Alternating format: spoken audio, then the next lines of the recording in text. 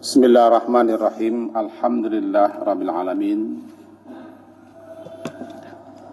Wa bihi nasta'in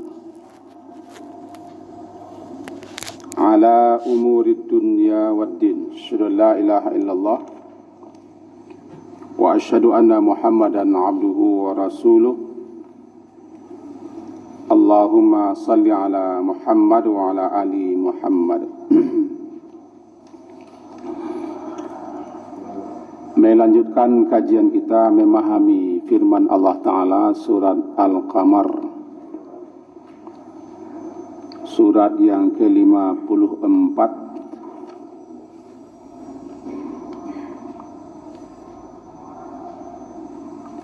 ayat ke-36 dan seterusnya,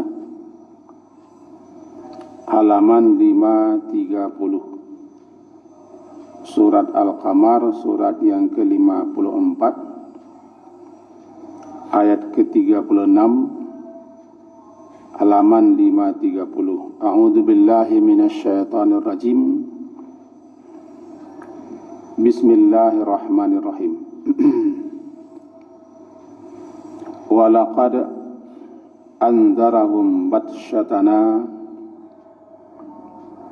fatamarau bin nuzur.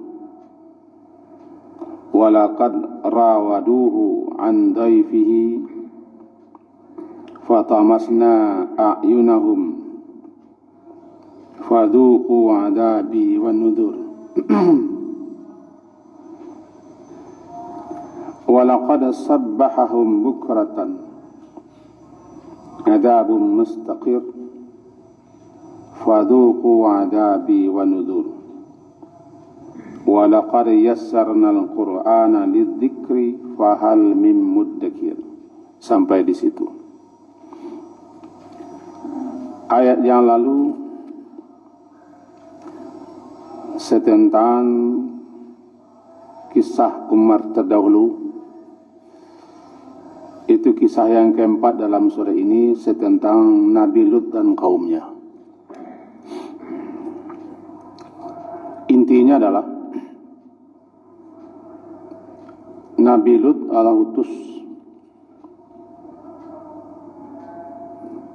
ke negeri Sodom sebagai rasul. Beliau adalah keponakannya daripada Nabi Ibrahim. Anak saudara Nabi Ibrahim namanya Lut. Ketika Nabi Ibrahim meninggalkan kampung halamannya Babil, Irak, menuju Palestina, kemudian Nabi Lut Allah utus ke Sodom. Nabi Ibrahim dan istrinya Sarah melanjutkan perjalanan ke Mesir. Dan ketika itu yang beriman kepada Nabi Ibrahim tiga itu saja. Itu tiga dengan Nabi Ibrahim. Nabi Ibrahim sendiri, istrinya Sarah dan Lut. Begitu tercatat dalam sejarah, wallahu alam. Kaum negeri Lut terkenal dengan perintis perbuatan homoseks. Di samping kekufuran, keingkaran, kemusyrikan, dan berbagai macam tindakan-tindakan yang mereka lakukan, maka diutuslah ke negeri mereka Nabi Lut. Berdasarkan riwayat, Nabi Lut bukan orang sana. Beliau adalah datang ke sana dan Allah utus ke sana. Nah, dalam ayat yang lalu Allah selamatkan Nabi Lut beserta keluarganya. Itu suatu nikmat yang langsung dari sisi Allah. Demikianlah Allah akan membalasi siapa saja yang bersyukur. Itu ujung ayat yang lampau 35. Najzi man syakar. Kami balasi orang yang bersyukur. Syukur di sini adalah menerima keimanan, lalu membuktikan keimanan itu dengan amal saleh, mempertahankannya, mengamalkannya, lalu mendakwahkannya. Nah, siapa saja yang menyambut seruan keimanan atau menyambut dakwah ajakan untuk beriman kepada Allah, dia sudah bersyukur. Karena nikmat iman itu nikmat yang tertinggi. Sama dengan doa yang diajarkan Nabi, Rabbana innana sami'na munadiya yunadi yunadi lil iman. Yunadi lil iman, menyeru kepada keimanan.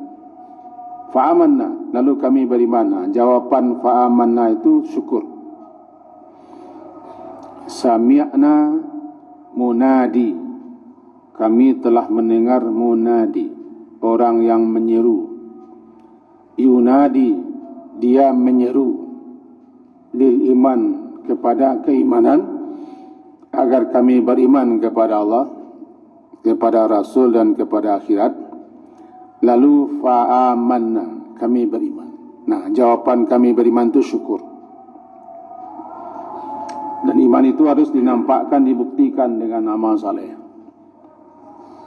Nah, siapa yang menyahut ajakan kepada keimanan, dia bersyukur. Di ayat ini Allah balasi orang yang bersyukur itu dengan menyelamatkan mereka daripada azab siksa yang ditimpakan kepada kaum kafirin.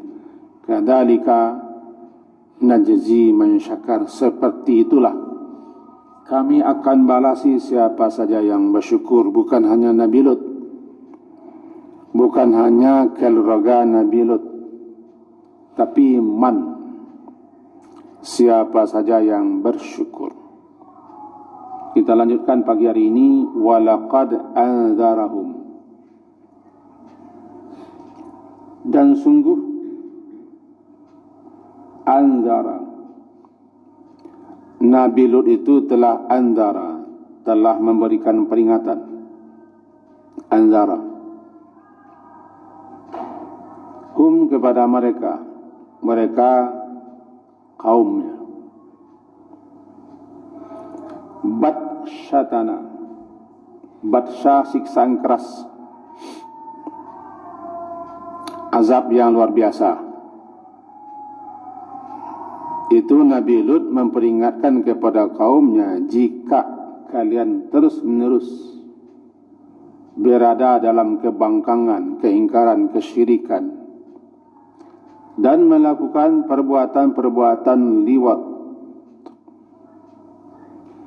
LGBT kata orang sekarang, di samping mereka banyak yang mengganggu orang di jalan-jalan, dan berbagai macam perbuatan-perbuatan, tindakan-tindakan kriminal dan kemaksiatan yang mereka lakukan.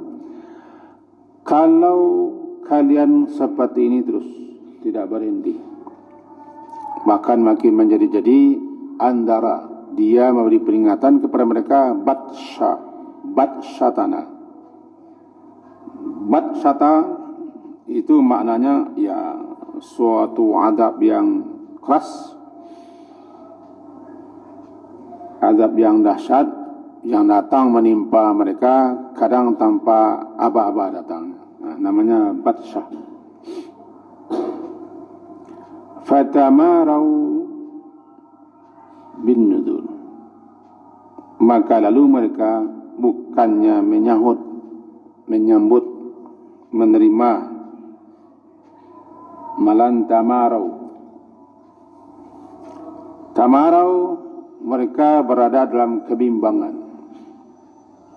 dan terus menerus melanjutkan kedustaan. Diterjemahkan di sini fatamarau bin nudur, mereka mendustakan peringatanku. Artinya apa? Peringatan-peringatan yang disampaikan oleh Nabi Lut itu, mereka sedikit merasa gentar dan takut.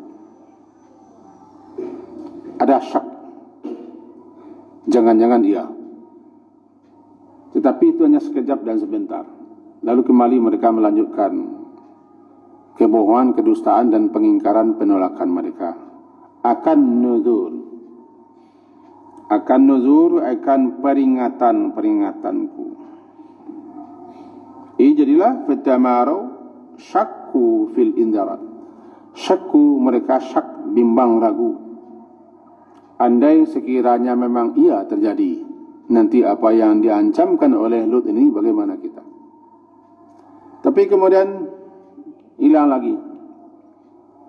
Kerana mereka saling bantu-membantu, kompak dalam berbuat kemaksiatan, saling mendukung-mendukung. Akhirnya kebimbang mereka itu tenggelam dan hanyut dalam kedustaan. Maka jadilah mereka tetap mendustakan, mengingkari, menolak an-nuzur, peringatan-peringatanku kata Allah, atau peringatan-peringatan itu yang disampaikan oleh Nabi Lut. Kita perlu ingat, kembali kita jelaskan, Nabi Lut bukan orang asal.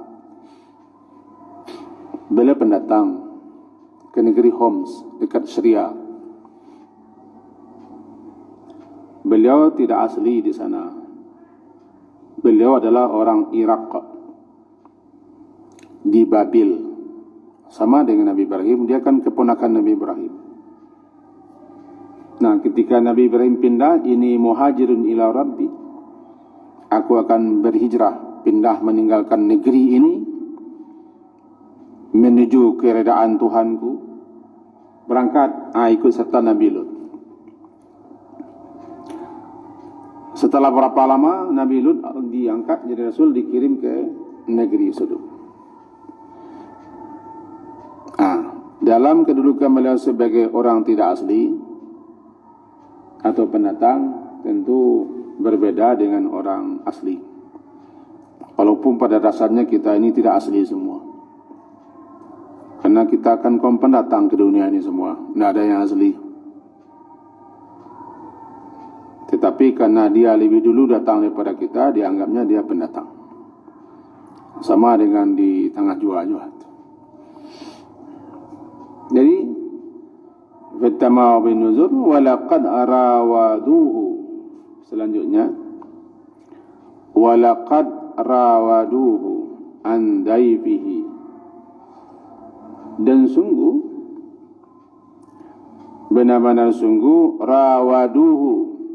rawaduhu itu mereka meminta, menuntut, disertai dengan membujuk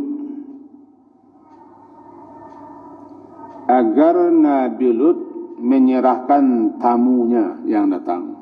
Rawaduhu, membujuk, meminta, menuntut, agak sedikit memaksa, tapi dengan jalan membujuk supaya orang yang dibujuk mau.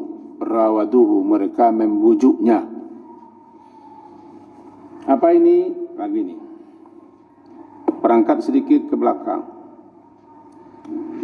Malaikat-malaikat sebelum datang ke negeri tempat Nabi Lut berada, mereka mampir, singgah di rumah Nabi Ibrahim alaihi salam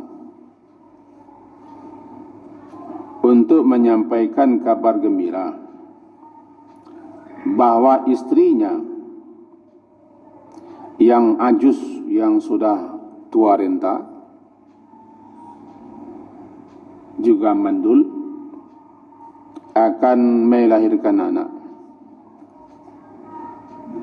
Itu kabar gembira yang disampaikan, namanya bisyarah. Bisyarah, kabar gembira. Kemudian terjadilah dialog. Fama khatbukum. Kalian ini urusan apa? Dalam rangka apa? Untuk apa kalian diutus oleh Allah? Saya kira begitu bunyinya. Lalu mereka beritahulah, kami diutus untuk datang ke negeri Lut, menimpakan azab dan sisa kepada mereka. Ini tercatat dalam surat Hud dan surat Al-A'raf. Lalu Nabi Ibrahim mendebat sedikit. Inna fiha Lut. Di situ kan ada Lut. juga ada keluarganya. Dijawab oleh malaikat, nahnu a'lam, atau na'lam, kami lebih tahu, wa man fiha, kami lebih tahu siapa yang ada di situ. Lanunajjiyannahu wa ahlahu illa imra'atahu, kami pasti akan selamatkan dia. Di sini karena dia bersyukur, kami selamatkan. Diselamatkan. Datanglah malaikat-malaikat ini ke tempat Nabi Lut, menjelma menjadi sosok pemuda-pemuda yang gagah.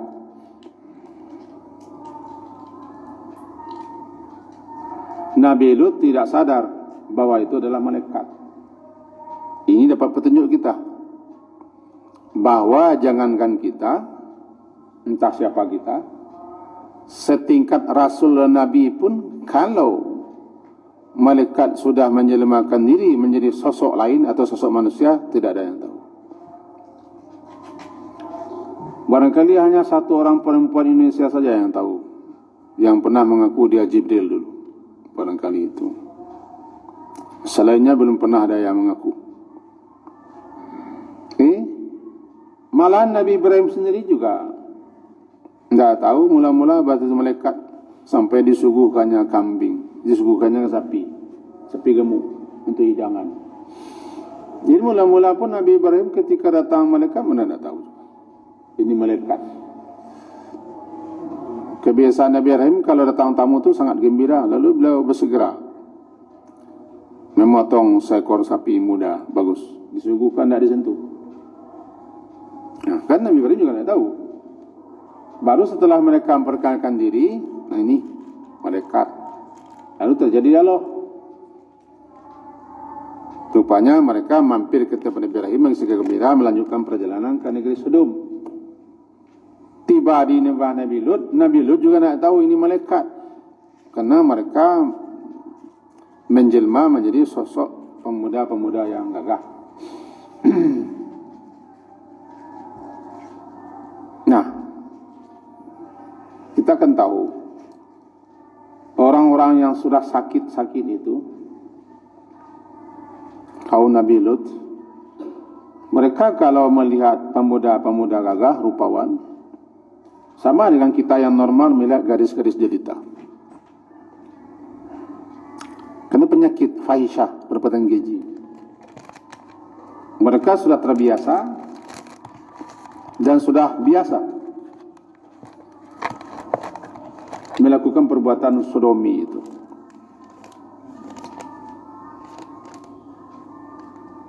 Sehingga tidak ada masalah, aman saja. Bahkan ketertarikan mereka ke perempuan tidak ada. Paling hanya perempuan menjadi untuk beranak saja. Mereka tidak ingin perempuan. Terkenal dengan sejarah. Jadi kalau ada laki-laki gagah, sebagaimana kebiasaan-kebiasaan mereka, datang tamu-tamu ke tempat mereka atau ke tempat negeri mereka, mereka kalau gagah mereka bujuk, mereka rayu, mereka goda untuk mau bergaul dengan mereka, berhubungan dengan mereka. Nah, ketika datang ini malaikat berbentuk tampilan manusia gagah, nah ini walaqad rawaduhu. Sampai di situ pun Nabi Lut belum sadar bahasa itu adalah malaikat. Lalu mereka datang beramai-ramai ke tempat Nabi Lut berada. Dalam ayat lain kata yuhraun, segera mereka datang beramai-ramai, takut kedahuluan oleh yang lain.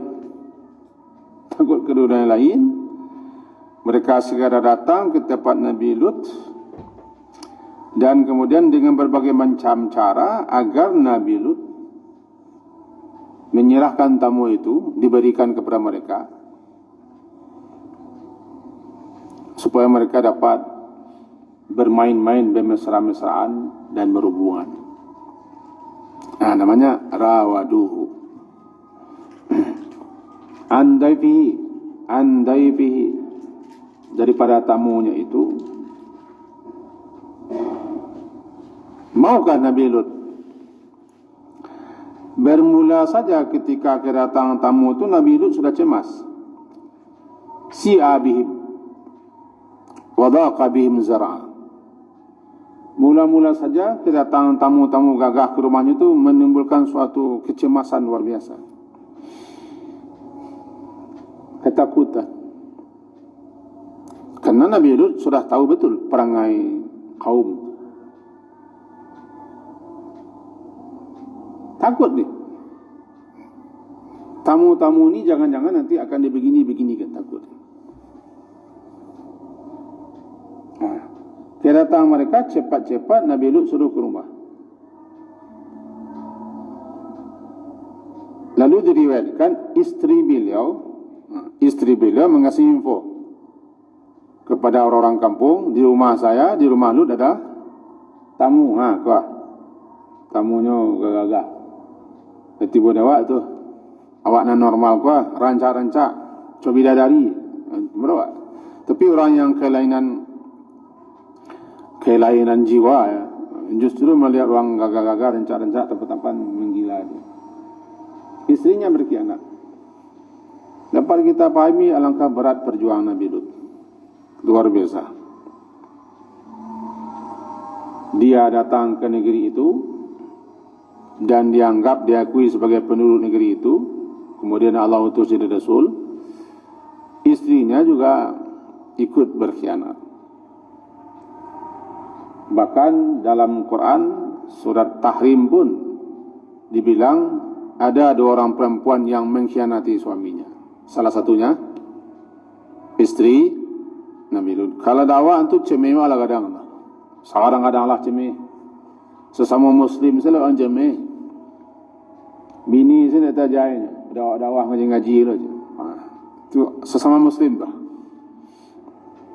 Anaknya jadi lah. Seperti betapa banyak orang membuli salah seorang presenter terkenal di Indonesia, anak ulama besar kan dibuli-buli bisa.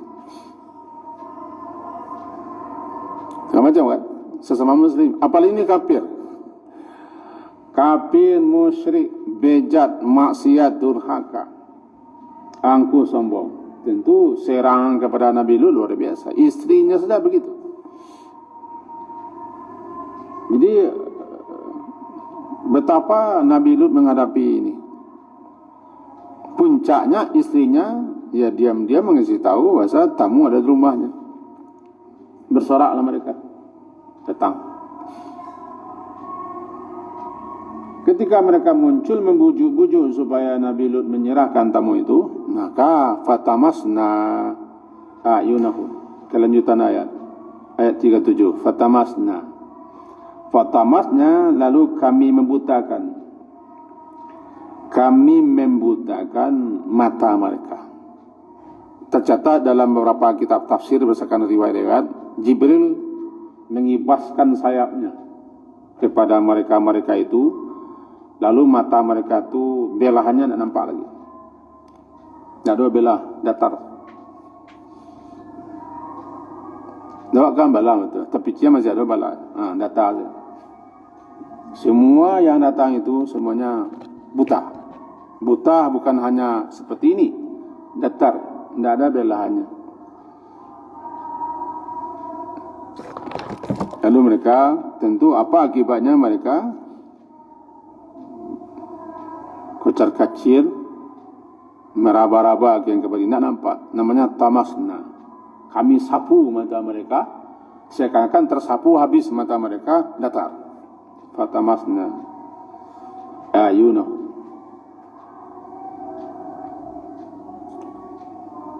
Dalam ayat lain dikatakan, setelah malaikat itu mengatakan kepada Nabi Lut, jangan cemas. Kami ini inna rusulu rabbika. Surat Hud, surat ke-11 ayat 81. Qalu ya Lut inna rusulu rabbika. Jangan takut, jangan cemas. La taqaf, wala tahzan. Kami ini utusan-utusan Tuhanmu, wahai Lut. La yasilu ilaika. Mereka tidak akan dapat mengganggumu. Mereka tidak akan dapat melakukan tindakan-tindakan kepadamu. Itu jaminannya. Karena kami adalah utusan-utusan Tuhan. Baru ketika itu Nabi Lut tenang. Tenang, sadar Nabi Lut ini adalah malaikat. Apa perintah malaikat kepada Nabi Lut? Sekarang, ya Lut, asri bi ahlika bikit'im minal lail. Itu dalam surat Hud nanti, berangkatlah engkau malam hari ini juga dengan keluargamu. Itu anak beliau. Dalam suatu catatan ulama, yang beriman tidak ada, cuma anaknya saja, 2 atau 3. Ada juga yang mengatakan ada yang beriman kepada Nabi Lut, tapi 1-2 juga, perang lemah-lemah. Jadi asri bi ahlika, berangkat malam hari ini juga dengan keluargamu, bikit'im minal lail, bahasa kitanya berangkat malam ini juga, bawa keluargamu, wala yaltafit minkum ahadun, jangan menoleh ke belakang. Jangan menoleh ke belakang. Berangkatlah Lut, bawa anakmu. Illam ra'ataka, kecuali istrimu. Jangan bilang-bilang kepada istrimu, sebut-sebut kepada istrimu, berangkat saja diam-diam. Istrimu itu kanat minal ghabirin, dia termasuk orang yang harus tinggal dan akan menerima hukuman pengkhianatan. Memang para pengkhianat itu hukumannya harus berat, pengkhianat. Di kita pengkhianat yang tidak dihukum. Kenapa? Karena kita. Karena kita adalah kita. Berat hukumannya pengkhianat, siapapun dia. Karena pengkhianat itu sangat berbahaya daripada lawan.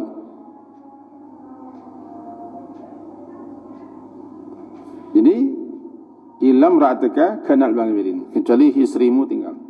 Berangkat Nabi Lut. Innahu musibuha ma asabahum, sebentar lagi mereka akan ditimpa azab. Inna mau'idahumus subh, janji yang telah ditetapkan untuk mereka, bahwa mereka akan ditimpakan siksa pada waktu subuh. Alaysa subhu biqarib, bukankah subuh itu sebentar lagi? Berarti Nabi Lut berangkat tengah malam. Habis tengah malam berangkat, tidak menoleh. Tidak menoleh. Itu pesan, jangan menoleh. Sebentar lagi subuh kan tak lama lagi Lut. Sekarang cepat pergi, bergegas pergi. Dan dalam beberapa ayat, termasuk satunya surah Al-A'raf, di awal-awal surat, memang yang namanya sisa itu datangnya pagi atau qailulah, saat istirahat siang atau tengah malam. Sisa datang di waktu 3. Karena waktu yang 3 ini orang tidak siap. Sisa datangnya tanpa ada apa-apa. Sisa datangnya saat orang lengah, saat orang tidak sadar. Kalau sadar orang lari lah, tidak sisa namanya. Pagi orang sedang sibuk-sibuk atau baru bangun tidur. Apa yang menimpa kaum Nabi Lut adalah subuh. Model jam-jam sekarang sudah subuh. Berarti Nabi Lut pergi tadi lagi, perak siang lah paginya. Di mana sebelumnya orang-orang yang membujuk Nabi Lut ini untuk menyerahkan tamu-tamu tadi sudah buta. Setelah itu pergi Nabi Lut. Berangkat dan memang tidak menoleh. Lanjutan ayat ke-37, fadzuqu adabi wa nuzur, maka rasakanlah oleh kalian, zuqu, rasakanlah oleh kalian adabi, azabku, kata Allah, wa nuzur, dan akibat kalian melecehkan, menyepelekan, tidak percaya, mengingkari, menustakan nuzur, peringatan-peringatanku yang telah disampaikan oleh Rasulku. Di ayat yang ke-36 kan fatamarau bin nudzur, mereka mendustakan peringatan. Sekarang peringatan yang kalian dustakan, ancaman yang kalian lecehkan itu, rasakan zuqu adabi wa nuzur wa laqad sabbahahum bukratan adabun mustaqir, ayat 38. Dan benar-benar sungguh sabbaha datang pada waktu subuh kepada bukratan, pagi-pagi sekali adab. Kata orang ahli tata bahasa Arab, ya adab itu failnya. Sabbaha datang pada waktu subuh kepada mereka bukratan. Zaraf ni, zaraf zaman, pada pagi-pagi betul. Apa yang datang? Adab. Adab yang sifat adab itu mustaqir, azab yang betul-betul tetap berketerusan, mustaqil, seakan-akan azab itu tidak tergoyahkan. Kapan? Waktu subuh. Sabbaha, ayat 38. Sabbaha, mari sekarang datang rombongan ke sini, berarti dia sabbaha, datang pada waktu subuh. Kalau meletuslah balonku, meletus gunung Merapi itu hari ini setelah salat subuh atau ke subuh tadi, namanya sabbaha. Datang letusan gunung sabbaha pada waktu subuh kepada mereka. Sekarang yang datang apa? Adabun mustaqir, datang pada waktu subuh kepada mereka azab. Bukratan, itu menegaskan betul-betul pada waktu pagi-pagi begitu. Bukrat itu pagi-pagi betul, sehingga mereka tidak siap. Mana tahu mereka ada salat subuh. Sedangkan kaum muslimin sendiri ada yang tidak salat subuh, tidur juga. Pada hari ini, detik ini masih ada kaum muslimin yang tidur, karena telinganya dikencing oleh setan. Bala setan, kencing setan fi uzuni, di telinganya. Ya, bagaimana kalau si kafir?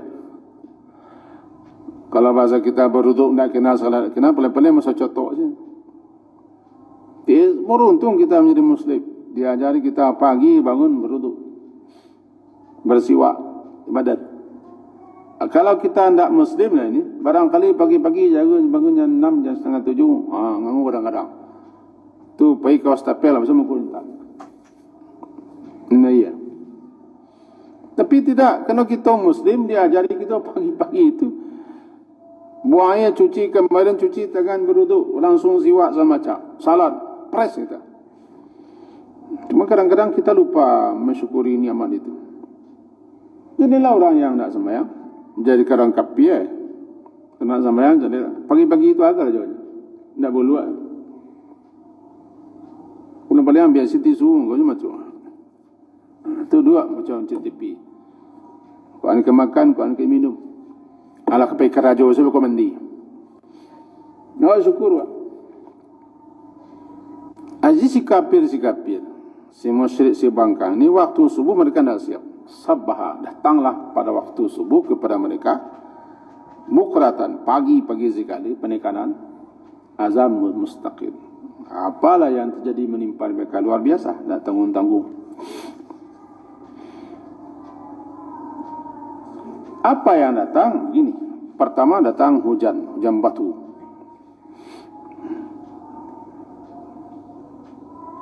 Amtarna alaihim, kami hujani mereka dengan hujan, tapi hujan sembarang, bukan sembarang hujan.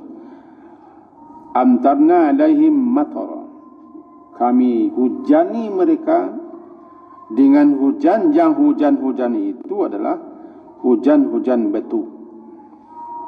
Hijaratan, hujan batu musawwamah, yang di batu-batu itu sudah dikasih tanda untuk siapa ni batu ni. Dikatakan dalam beberapa riwayat sudah ada nama-nama di batu itu. Musawwamatan 'inda rabbika, suatu batu yang sudah dikasih tanda Sehingga batu sendiri jelas sasaran yang hendak ditimpa. Nah, jangankan Allah. Sedangkan Iran saja sudah mengasih tanda ini. Ini roket ini namanya ini dia sasarannya ke sana adanya.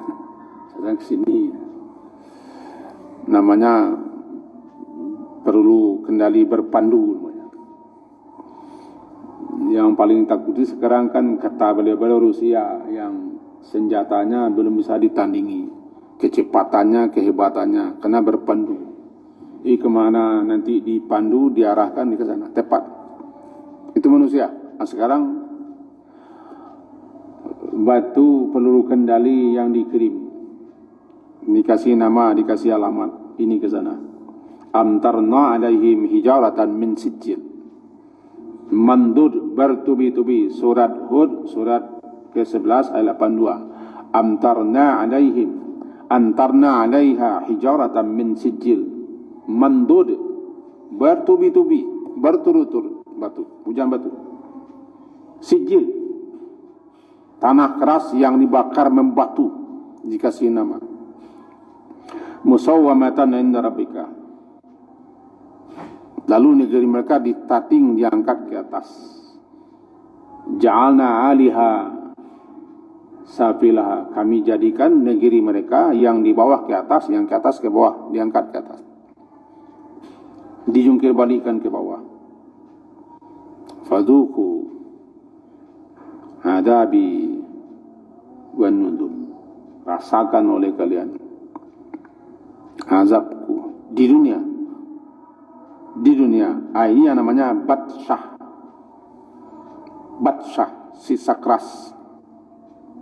Tiba ayat batsyatana. Jauh-jauh hari Nabi Lut sudah mengingatkan batsyah. Dalam juz amma, inna batsya rabbika lasyadid. Sesungguhnya batsya rabbika, siksa berat di dunia. Bagi orang-orang seperti ini 3 siksa di dunia, di alam barzakh di seberang kematian, dan di akhirat. Di akhirat. Sabarlah. Sabarlah. Tuhanmu tidak lalai. Tuhanmu tidak abai. Di sisinya sudah ada ketentuan-ketentuan dan ajal-ajal setiap kaum. Datang ajal kaum itu la yastakhiruna sa'atan. Mereka tak bisa minta tunda. Ajal di situ bukan hanya mati. Ajal, ketentuan, batas waktu sampai kapan mereka dikasih waktu. Sama dengan kita ini, minta sampai kapan kita di Indonesia ini kasih waktu. Nanti sampai ajal. Ajal ya ketentuan Tuhan. Karena ajal itu bukan mati, ajal batas waktu. Likulli syai'in ajalun musamma. Setiap sesuatunya ada batas waktu yang telah ditentukan. Kalau sudah datang batas waktu, la yastakhiruna sa'atan wa la yastaqdimun. Tidak bisa ditunda, tidak bisa dimajukan. Nah, ini ajal mereka subuh. Jadilah negeri mereka dijungkir balikan, mutafikat dijungkir balikan dan dilempari hujan batu sehingga mustaqir. Sampai sekarang terkenalah negeri mereka dengan negeri mati atau laut mati. Dan telah ditemukan oleh ahli-ahli sejarah bangkai-bangkai mereka yang telah membatu. Itu bisa dilihat, menjadi pelajaran berharga bagi orang-orang yang seperti itu. Tapi tetap orang-orang yang binga itu tetap tidak mau. Binga namanya. Binga itu bahasa Minangnya pekak tuli. Tidak mendengar. Mereka punya telinga, tapi tidak mendengar. Berapa kali pun dihimbau, diseru, diperingatkan, tidak peduli. Karena mereka telinga mereka setelah tertutup, berlubang ada, tapi sudah tertutup untuk dikasih peringatan. Nah, kepada mereka ini tunggu aja lah. Adabi wa nudur wa laqad yassarnal Qur'an. Dan sungguh, benar-benar sungguh, diulang kalimatnya yang sama di atas. Dan sungguh kami telah memudahkan semudah-mudahnya Al-Quran ini lidzikri, untuk dibaca, dihafal, ditelaah, dijadikan peringatan. Fahal min mudakir. Maka adakah yang mau mengambil pelajaran dan peringatan? Jawabannya, kalau kita ada. Siapa? Kami. Jangan tak dijawab. Maka adakah yang ingin mengambil pelajaran dan peringatan? Ada. Siapa? Kami. Dan betapa banyak orang yang tidak mau mengambil mudakir. Jadi ayat ini pertanyaan. Fahal. Maka adakah orang yang mau mengambil pelajaran dan peringatan daripada apa yang disampaikan ayat? Sayangnya banyak orang yang tidak menjawab. Membaca ayat saja tidak mau, mendengar saja tidak mau, apalagi merenungkan, mentadaburinya. Banyak kaum muslimin yang tidak sadar. Kerana kaum muslimin itu hanya hobi membaca, hobi menghafal, tapi tidak lagi mau untuk menjadikannya sebagai peringatan, tentu dengan jalan mempelajari, memahami, mentadaburi. Mudah-mudahan kita termasuk orang yang min muddakir, termasuk orang yang mau dan dapat memanfaatkan peringatan-peringatan yang disampaikan oleh Allah melalui ayat-ayatnya. Amin. Sekian kaji kita, diakhiri dengan subhanakallahumma bihamdika, asyhadu an la ilaha illa anta, astaghfiruka wa atubu ilaik. Wa sallallahu ala Muhammadin wa ala alihi wa ashabihi ajma'in. Alhamdulillah. Assalamualaikum warahmatullahi wabarakatuh.